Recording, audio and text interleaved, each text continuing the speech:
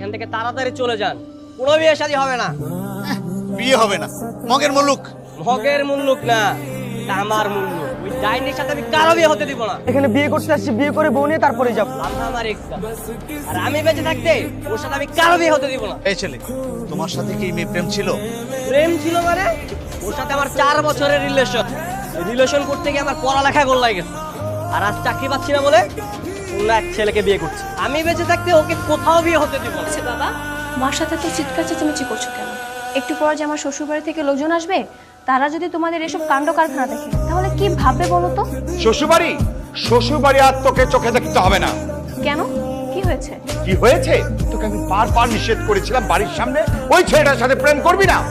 তার মানে শান্তকে আবার ঝামেলা পাকিয়েছে? ঝামেলা করবে না? তুই ওই ছেলেটার সাথে প্রেম করে ওকে ঝুলিয়ে রেখেছিস, এখন তো ঝামেলা করবি। আজকে আমার মেয়ের বিয়ে, বরযাত্রীকে তোমার ছেলে ভয় দেখিয়ে, রামদা দেখিয়ে তাড়িয়ে দিয়েছে। এই কাজটা কি করা ঠিক হয়েছে তোমার ছেলের? না না, একদম ঠিক হয়নি। কেন ঠিক হয়নি? ওনাদের মেয়ে যে আমার সাথে প্রতারণা করে আরেকটা ছেলেকে বিয়ে করছে, সেটাকে ঠিক করছে? আমি তো বাধা দিবই। অবশ্যই বাধা দিবি। তুই আমার ছেলে, কোনো অন্যায় মেনে নিবি না। কিন্তু আমি তোমাকে বিয়ে করবো না। আমাকে বিয়ে করবো না বললেই হবে? হ্যাঁ, আমার জীবনটা নষ্ট করে এখন আমার সাথে ছিনিমিনি খেলছো, আরেকটা ছেলেকে বিয়ে করবে? বাংলাম একটা ভুল করেছি, তাই বলে কি ওকে বিয়ে করে সারা জীবনে এই যন্ত্রণা ভোগ করবো না? অবশ্যই ভোগ করতে হবে।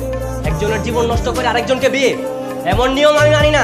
ঠিকই তো, তুই আমার ছেলে, তুই এরকম অন্যায় মানতে যাবি কেন? ওকে কিছু বলছি না বলেই ও বারবার এমন করার সাহস পাচ্ছে। এখন একটাই উপায়, থানা পুলিশ করতে হবে। পুরুষ না থানা পুলিশ? আমি কি ওদের ভয় পাই নাকি? হ্যাঁ, উনি নাকি আমাদের বিয়ে হতে দেবে না। বিয়ে হতে দিবে না? কেন? আমি তো জানি না। এই বলেন, আপনি কেন বিয়ে হতে দিবেন না?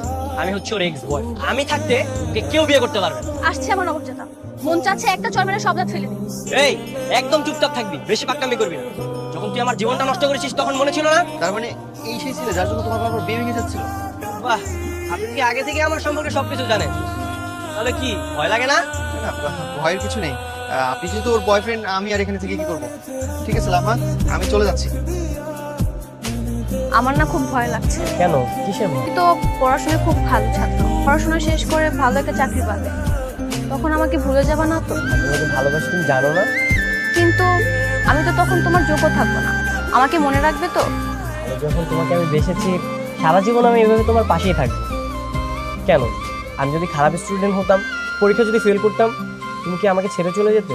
না, কখনোই না। তাহলে আমিও যাবো না। তুমি জানো না আমার বই পড়তে কত ভালো লাগে? আর কালকে তো আমার এক্সাম, এখন যদি না পড়ি আমি রাতের মধ্যে পড়া শেষ করতে পারবো না। এমন একটা ভাব নিচ্ছ যেন দুনিয়ার সব পড়া তুমি একাই পড়ো, আর কেউ কি পড়াশোনা করে না? দাও বইটা আমার হাতে দাও। আর কি ব্যাপার, তুমি বই নিচ্ছে কেন? দাও না, আমার পড়াটা শেষ করি। না, তোমাকে এখন আর পড়তে হবে না, তুমি শুধু আমাকে সময় দাও। আমরা দুজন এখন নৌকায় বসে প্রেম করবো। পড়াশোনা বাদ দিয়ে এখন লেকের মধ্যে আসছে প্রেম করতে। সেদিন আমার হাত থেকে আমার বই খাতা কেড়ে নিয়েছে তুমি, অন্ধকারের দিকে ঠেলে দিয়েছিলে। সবকিছু বাদ দিয়ে আমি তোমার প্রেমে পাগল হয়ে গিয়েছিলাম। তুমি আমার সাথে প্রেম করছো তো কি হয়েছে?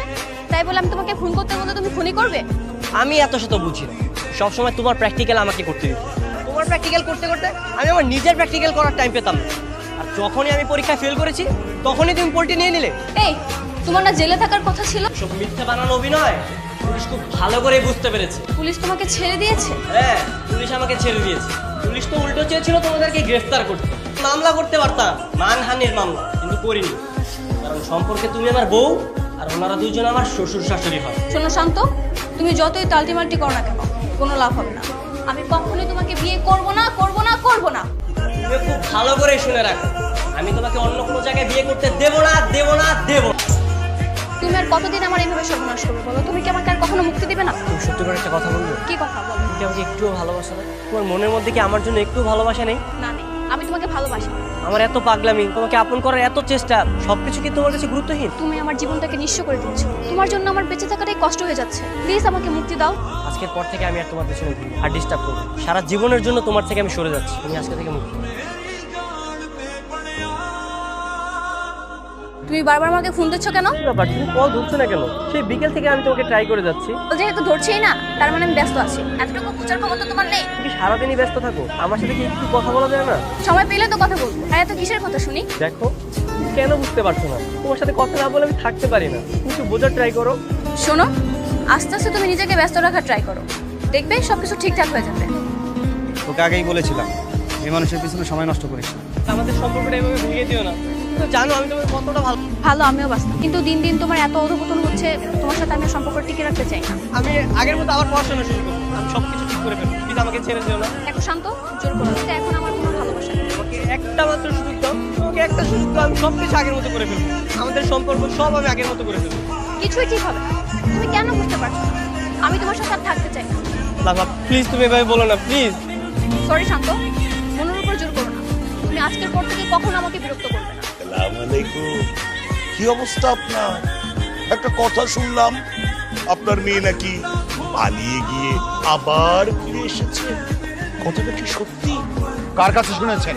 ওমা, এলাকায় তো মানুষের অভাব নেই, সবাই বলা বলি করছে সে নাকি কাজী অফিসে গিয়ে আবার ফিরে আসছে, বিয়ে হয় নাই। তো আর থাকার উপায় নাই, সবার মুখে মুখে তোর পালিয়ে যাবার ঘটনা। শোন মা, তুই শান্তের সাথে সবকিছু ঠিক করে নি। আর ছেলেটা তো খারাপ না, তোকে ভালোবাসে, তোকে বিয়ে করতে চাই, তাতে তোর সমস্যা কি বলতো? ঠিক আছে বাবা, আমি ওর সাথে কথা বলে দেখব। কেন এসেছো বলো? আমি আমাদের সম্পর্কটা আবার নতুন করে জোড়া লাগাতে এসেছি। সবকিছু ভুলে নতুন করে শুরু করতে এসেছি। কিন্তু অনেক দেরি হয়ে গেছে, আমি আমাদের এই ভাঙা সম্পর্কটা অনেকদিন যত্নে রেখেছিলাম, কিন্তু সেটা গতকাল ডাস্টবিনে ফেলে দিয়েছি। দেখো, তুমি আর ঝামেলা করো না প্লিজ।